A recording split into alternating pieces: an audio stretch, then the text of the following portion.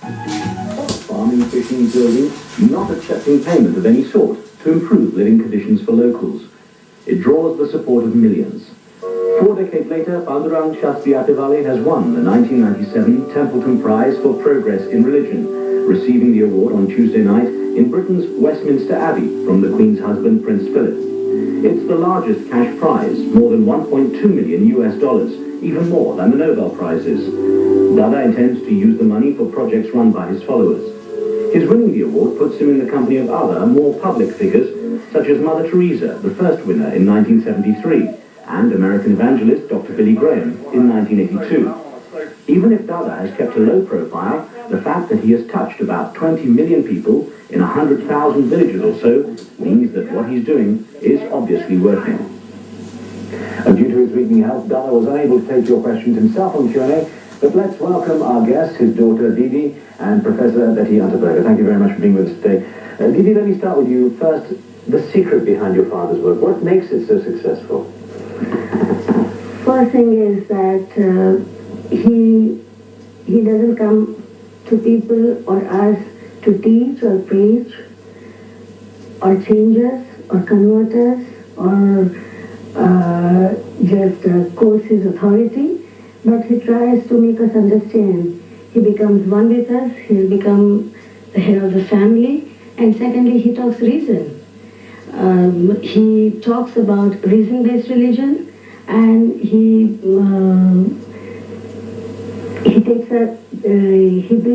brings all his thoughts to us, to our intellect and reason. Okay, well, Professor Talwalkar, you followed his work, you nominated him for the prize. What was it about what he did that attracted you to his work?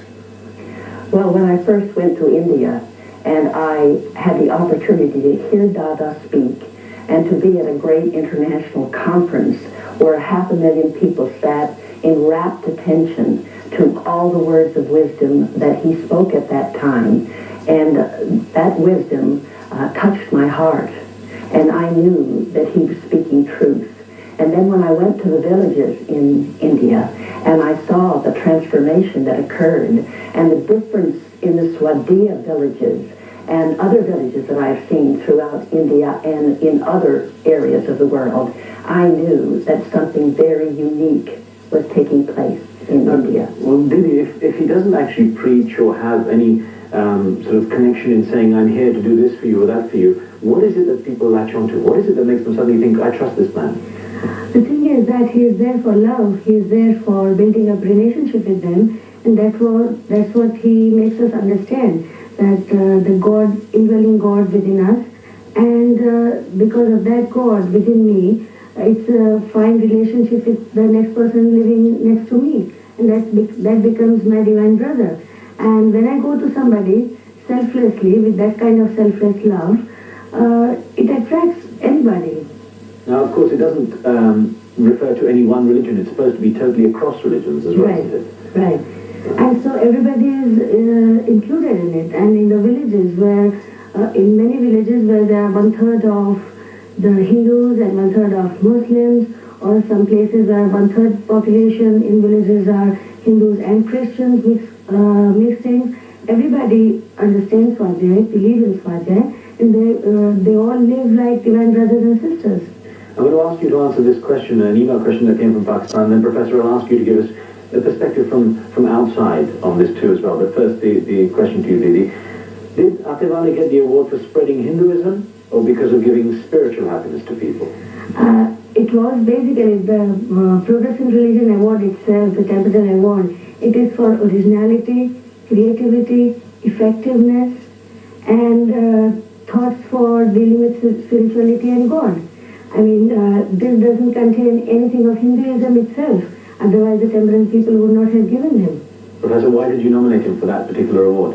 Because I thought the message that he was offering was a message of universal significance. And it was a message that was badly needed in our alienated world. What did Dada actually want to achieve when he first started out? I mean, 1954, what was in his mind?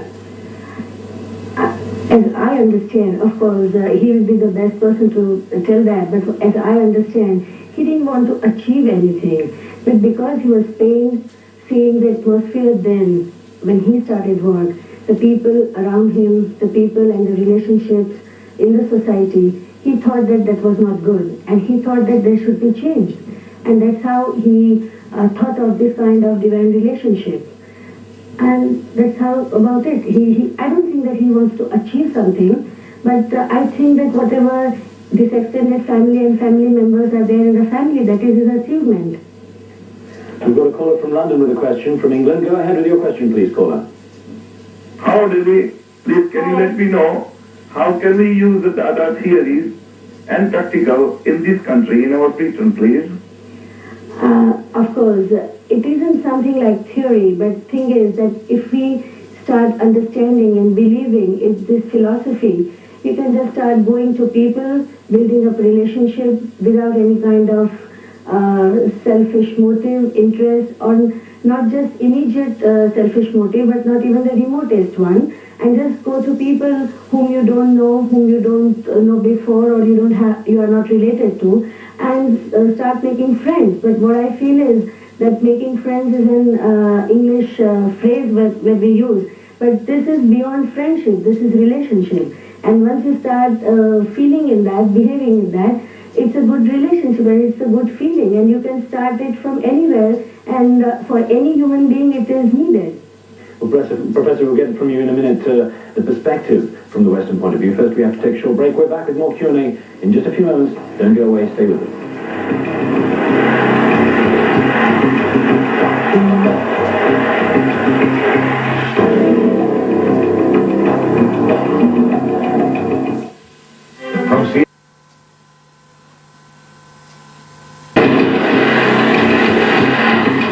Work is worship. That's the preface for today's show, and life's axiom for this year's Templeton Prize for Progress in Religion winner, Jayshree Talwalkar. And we're joined by the Indian-born Hindu spiritualist daughter Didiji, and the woman who nominated him for the Templeton Prize, Dr. Betty Unterberger of the Texas A&M University. Dr. Unterberger was taken by Talwalkar when she first encountered him in India in 1986. Well, thank you very much again for joining us on this show.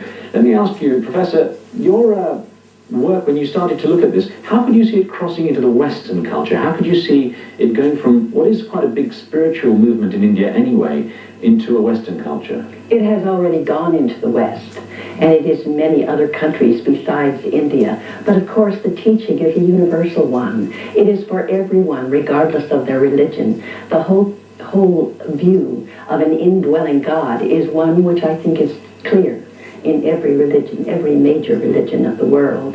And so therefore, once people become aware of that imprisoned splendor, if you will, within them, then their lives are changed. And they begin not only to live differently, but they begin to relate to one another differently. And that is true of Christians, Muslims, Buddhists, whomever. God gave us all this gift. Well, of course, we got the recognition in the form of the largest prize that anyone could have for doing this kind of religious work. Tell me a little bit about the ceremony last night at Westminster Abbey with Prince Philip. Now, the significance of it for you personally. The first thing, the significance of the award itself is a big thing, because my father considers it as a blessing of God. He calls it a love letter of God. And secondly, it's a confirmation by the society. So it was a great thing and great event for all of us, especially him, then our family members and the extended family, that is Swadhyay Parivar.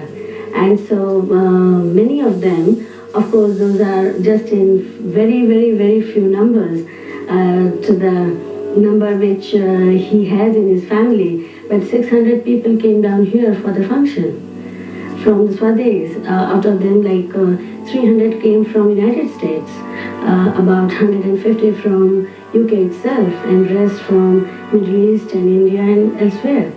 And that's a great thing for us.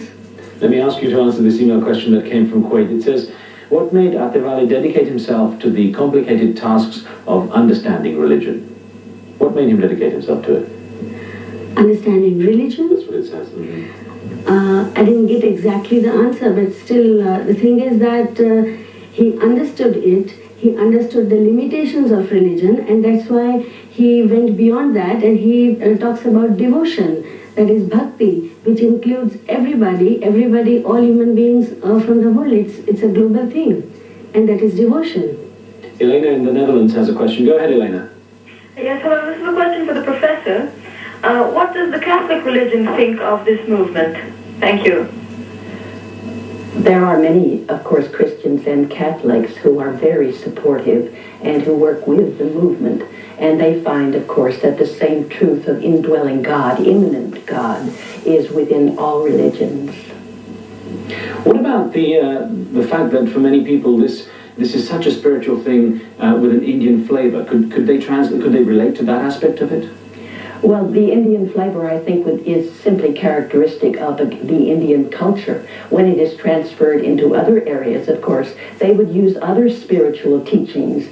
They would, if for instance, Dada says, to be a good Swadhyay, you must first be a good Christian and a good Muslim and a good Buddhist and a good Jew, etc., and then you may become a Swadhyay.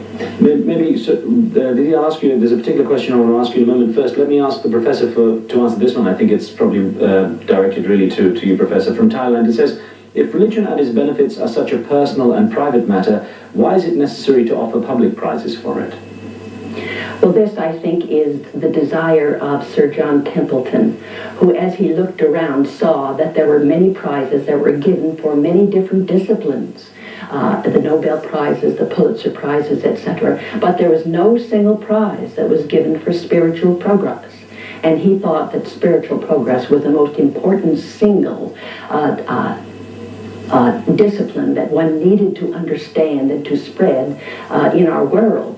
And for this reason, he decided that he was not only going to give a prize for it, but it was going to be bigger than any other prize in the world. It is, in fact, it is sort of the biggest cash prize.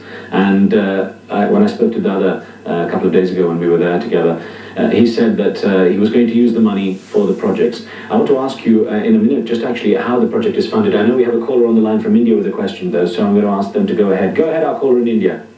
Hi, good evening. Good evening. The question I have is the basis of the foundation that any fruits that are derived by any actions of an individual are these basically dedicated to God? I didn't understand. I mean, any work or then particularly for God, in the name of God? Well, I think the idea is when the devotees go and do work in the villages and so on, where does the product of that work go? Right, product of that work, it's called impersonal wealth, which belongs to God alone, and that is distributed to the needy people or have-nots, what we call. And of course, there are divine brothers, but those are all given to them. So, because it's a prasad we call in Indian system, or you say divine benevolence, and that is what it is. So he doesn't have to feel inferior in front of anybody, and his needs are fulfilled. I know Dada said he doesn't ask for money, he doesn't like to receive any kind of sort of financial recognition or anything like that. He's not interested in gaining any sort of monetary wealth or anything like that. Where does the funding for all this work come from? I mean, it's a large-scale operation, isn't it? When you call this a family, this works as a family. I mean, can anybody imagine a family running without money? It needs money, but nobody's family is run by the neighbor's money. The same way, anybody cannot just come to us, the Swadhyayis, and just give money and be away from it. He has to be one of us, he has to be one of the family members, and then it is not asked for, but one understands how to do, and he gives his share of God, and it runs as a family. So as in a family, if there are 3 sons and a father and a mother living, one brings bread because he feels that it is needed right now for the breakfast. The other feels that, oh, this is needed, so the tapestry is not good, and he will do that. But nobody is told, because it's a family, it is run like a family. Genuine sharing. Didi, Professor, don't go away. We have to take another short break. There's more Q&A coming up in just a moment. Join us then.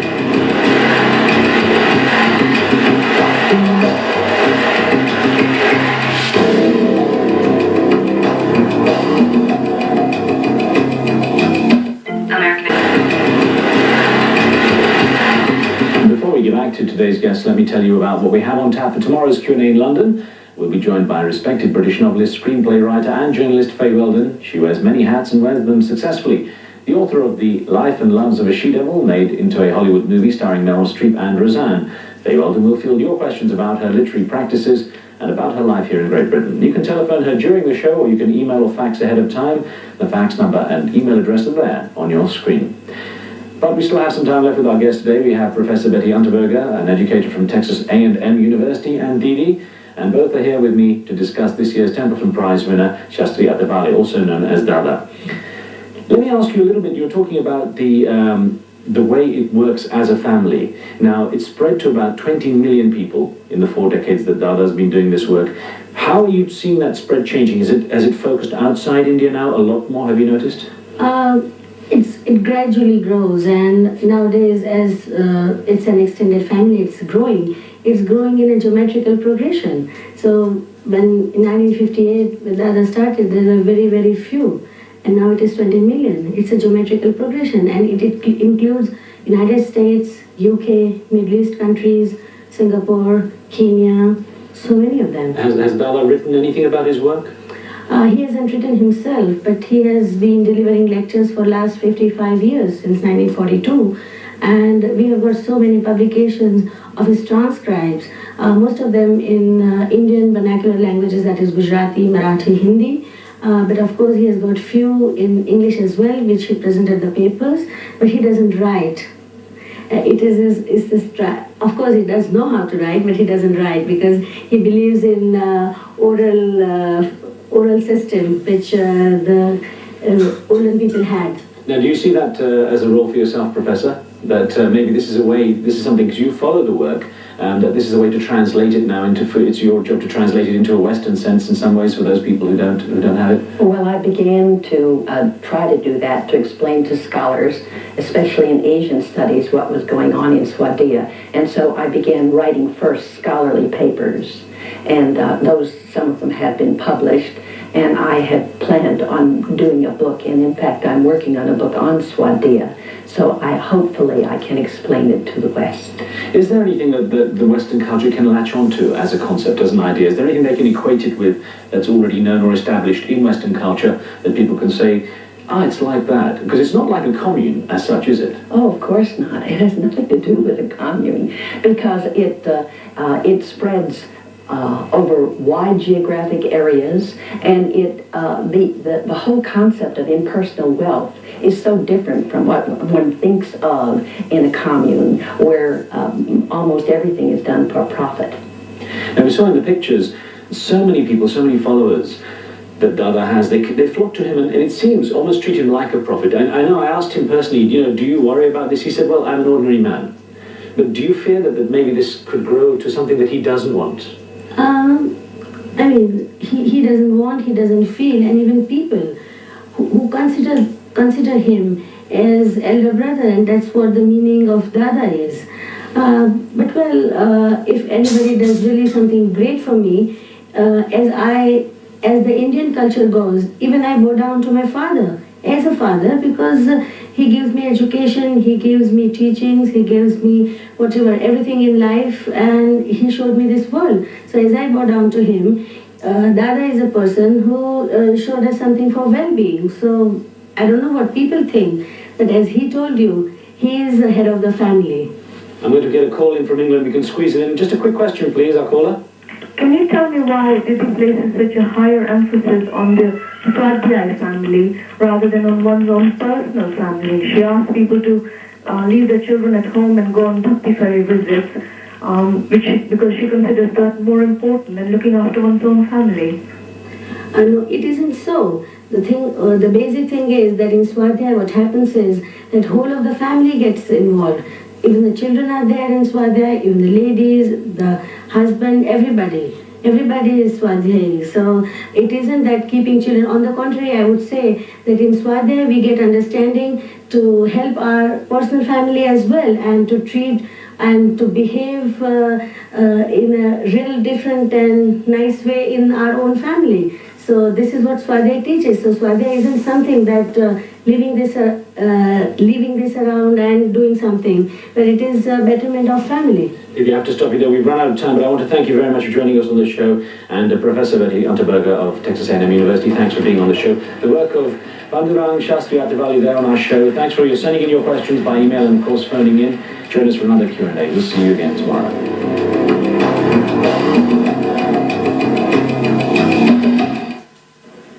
And Grace